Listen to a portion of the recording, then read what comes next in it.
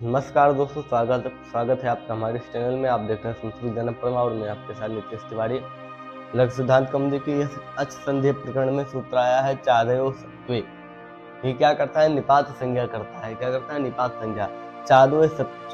चादयो सत्वे असत्वे बता रहा है। कह रहा है कि अद्रव्यार्थाश्चादयो, अद्रव्य अर्थाः च आदयो निपाताः स्युः।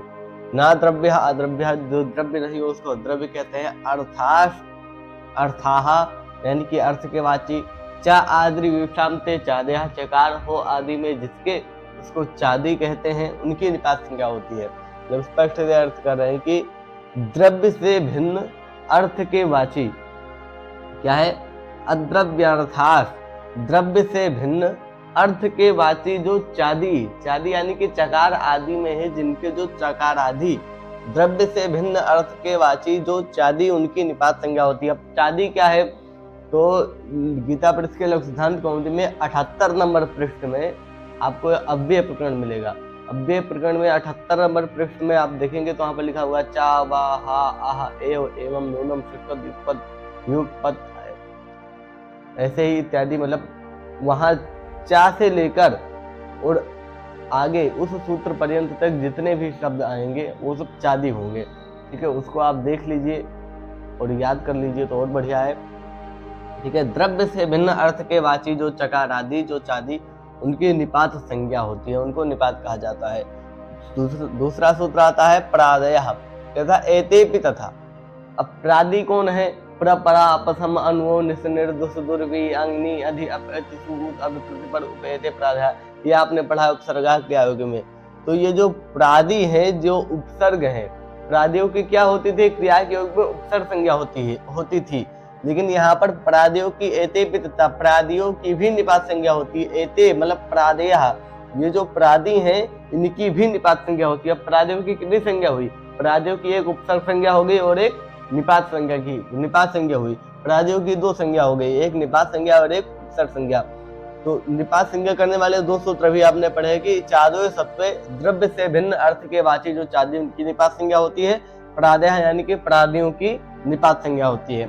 आगे फिर बता रहे हैं निपात एका जनांग। निपात का फल क्या है? अब निपात संज्ञा तो आप कर दिए, तो निपात का फल क्या है उसको बताने के लिए सूत्र है निपात एका जनांग। कह रहा है एको अच निपात आंग वर्धः प्रगृह्य स्यात्। एक अच रूपी निपात की प्रगृह्य संज्ञा होती है आंग वर्धः, आंग को छोड़ करके। एक अच रूपी निपात की प्रगृह्य संज्ञा होती है आंग को छोड़ करके। ठीक है, तो उदाहरण दे रहे हैं ई इंद्र। क्या है? ई इंद्र।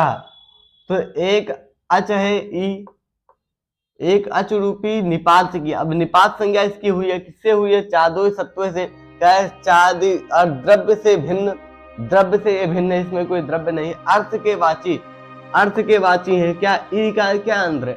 ई का क्या अर्थ है? ई मतलब विस्मय, उ मतलब वितर्क। क्या?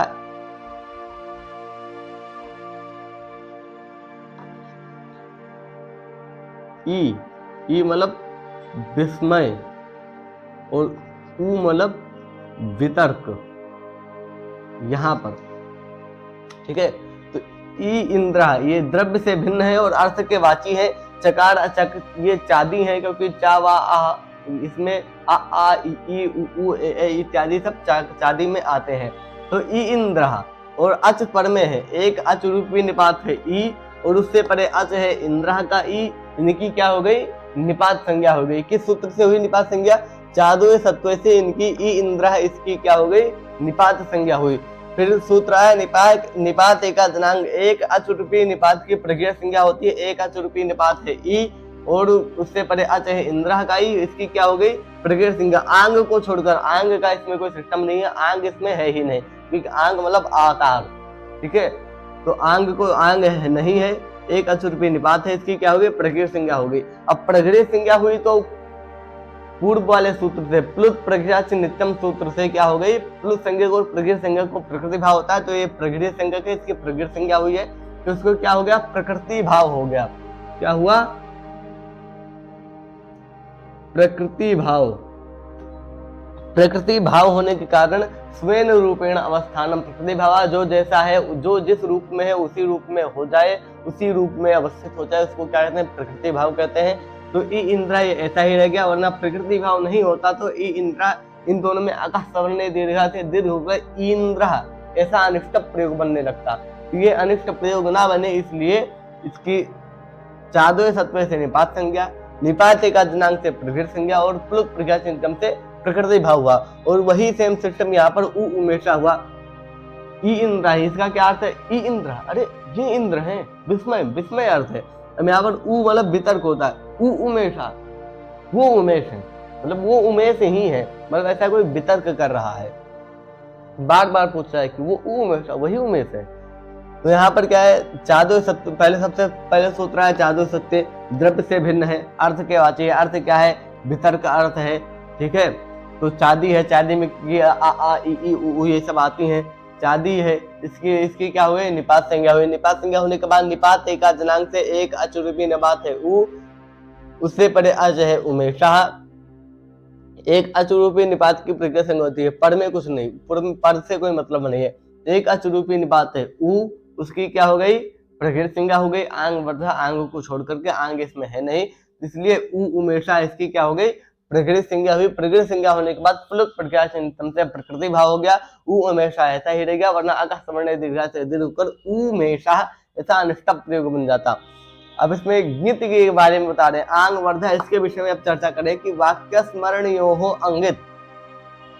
अब आकार जो होता है दो होता है, एक चादी वाला आकार जो सिर्फ आकार होता है, और एक गित वाला आकार। गित वाला आकार क्या है? आंग उपसर्ग है, क्या आंग, और एक आ। तो इस आंग में जब हलंतम से गंकार की इस संज्ञा कर देंगे तो ये भी क्या बचेगा? आ बचेगा। क्या बचेगा? आ बचेगा। तो ये दोनों आ है, ये दोनों देखने में एक ही तरह लग रहे हैं, समान लग रहे हैं, तुल्य लग रहे हैं। आ ये भी है, आ ये भी है। अब समस्या हुई कि यहाँ पर कौन सा आकार है? यहाँ पर ये वाला आकार है या ये वाला आकार है? ये जो उदाहरण दे रहे हैं आ एवं नुमन से, इसमें आ में ये वाला आकार है या ये वाला आकार है, इसको कैसे हम समझें? तो इसके लिए भाष्यकार बता रहे हैं वाक्य स्मरण यो हो अंगित। वाक्य के स्मरण अर्थ में जिस आकार का प्रयोग किया जाएगा वो अंगित होगा, यानी कि वो गित नहीं होगा। गा इत गित, आंग में क्या हुआ? गुंकार की इस संज्ञा हुई है, ठीक है। तो वाक्य के स्मरण अर्थ में जिस आकार का प्रयोग किया जाएगा वो ये वाला आकार होगा, वो चांदी वाला आकार होगा। पूरा सूत्र, पूरा श्लोक यहाँ पर है, कह रहे ईशद अर्थ है, ईशद अर्थ है, ईशद मतलब थोड़ा, ईशद मतलब थोड़ा, ईशद अर्थ है थोड़ा सा अर्थ में, क्रिया के योग में, मर्यादा में, अभिविधि में। ईशद अर्थ है क्रिया योग में, मर्यादा अभिविधौ चया, मतलब ईशद अर्थ में, क्रिया के योग में, मर्यादा अर्थ में, अभिविधि अर्थ में, चा यह जो एतम आतम जो आकार है वो गित है। ईशद अर्थ में, क्रिया के योग में, मर्यादा में, अभिविधि में जो आकार है वो क्या है? गित है। और वाक्य स्मरण यो अंगित, वाक्य के स्मरण अर्थ में जो आकार है वो अंगित है। हमको अभी इतना ही याद रखना है, वाक्य स्मरण यो अंगित, वाक्य के स्मरण अर्थ में जिस आकार का प्रयोग होता है वो अंगित होता है, वो मतलब चांदी वाला आकार है, वो आंग वाला आकार नहीं है, ठीक है। तो वाक्य स्मरण अर्थ में जो आकार है वो अंगित है, और उसको छोड़कर जितने भी आकार है वो सब गित है, वो सब आकार आंग वाले आकार हैं, ठीक है। तो इसमें उदाहरण दे रहे हैं आ एवं नुमन से, क्या तुम ऐसा मानते हो? क्या अर्थ है इसका? आ एवं नुमन से, क्या तुम ऐसा मानते हो? इसमें जो आकार है ये क्या वाक्य स्मरण करा रहा है, क्या तुम ऐसा मानते हो? मतलब कोई वाक्य होगा उसका वो स्मरण करा रहा है, क्या तुम ऐसा मानते हो? मतलब कोई वाक्य उसी को तो पूछ रहा है, तो वो उसको स्मरण करेगा उस वाक्य को, जिस वाक्य को वो पूछ रहा है। तो उसमें क्या है? वाक्य का स्मरण अर्थ में है, क्या आय मन से यहाँ पर वाक्य का स्मरण अर्थ है, इसलिए इसमें इस अर्थ में जो जिस आकार का प्रयोग किया गया है, ये वाला जो आकार इसका प्रयोग किया गया है, ये क्या है? ये अंगित है, ये वाला आकार है, ठीक है। वही यहाँ पर पूछ रहे हैं आ एम किल्लत, हाँ ये ऐसा ही है। यहाँ पर भी वाक्य का स्मरण अर्थ है, यहाँ पर भी वाक्य का स्मरण कराया जा रहा है, आ एम किल्लत, हाँ ये ऐसा ही है। तो यहाँ पर भी जो आकार है वो गित वाला, वो अंगित वाला आकार है, इसमें गंकार की संज्ञा नहीं हुई है। ये कहता नहीं है आंग वर्जा, आंग को छोड़कर, तो यहाँ पर और यहाँ पर जो आकार है वो आंग वर्धा आंग वाले आकार नहीं है। तो आंग वाले आकार ना होने के कारण आ एवं मन से यहाँ पर चादों सत्व सूत्र से एक अच द्रव्य से भिन्न है, अर्थ के वाची है। ये चकार चादी है, चकार में चादी है, चादी में आते हैं ये लोग, इसलिए आ की क्या हो गई, निपात संज्ञा हो गई। निपात एक जनांग से प्रगृह संज्ञा हो गई। प्रगृह संज्ञा इसलिए हुई क्योंकि एक अचरूपी निपात है आ, और उसकी हो गई प्रगृह संज्ञा आंग को छोड़कर। तो ये वाला आंग वाला आकार नहीं है, इसलिए इसकी हो गई प्रगृह संज्ञा हो गई। प्रगृह संज्ञा होने के बाद प्रकृति भाव हो गया प्लस चिंतन सूत्र से आ एवं यह ऐसा ही रहेगा, वरना आ एवं इसमें वृद्धि प्राप्त थी, एवं ऐसा बनता। ठीक है, आ एवं किलतत यहाँ पर भी वही सेम पोजीशन, चादो सत्व से निपात संज्ञा है, निपात का जनांग से प्रगृह संज्ञा प्लस से प्रकृति भाव हो गया, इसलिए आ एवं किलतत ये ऐसा ही रहेगा। बता रहे अन्यत्र गित, इसके अन्यत्र यानी कि वाक्य स्मरण अर्थ को छोड़कर इसमें अन्यत्र जो आकार होंगे वो गित होंगे। जैसे उदाहरण देना आ ईषद दूषणम, आ ईषद दूषणम, ये थोड़ा गर्म है। ईषद मतलब थोड़ा, यहाँ पर ईषद शब्द का प्रयोग सिर्फ अर्थ को बताने के लिए किया गया है। असल में सब शब्द क्या है, आ है और उष्णम, आ है उष्णम है, और यहाँ पर जो आकार का अर्थ है वो ईषद अर्थ में है। किसमें है, ईषद अर्थ में है। यहाँ पर आ ईषद उष्णम, ईषद ये अर्थ को बता रहे हैं। ठीक है, तो आ है उष्णम है, यहाँ पर क्या ईषद अर्थ है, ईषद अर्थ है क्रिया योगी, ईषद अर्थ है गितम विद्यात। ईषद अर्थ में जो आकार का प्रयोग किया जाएगा वो गित होगा, यानी कि वो आंग वाला आकार होगा। तो चादवे सत्व से इसकी निपात संज्ञा हो गई, लेकिन निपात एका जनांग से इसकी प्रगृह संज्ञा नहीं हुई।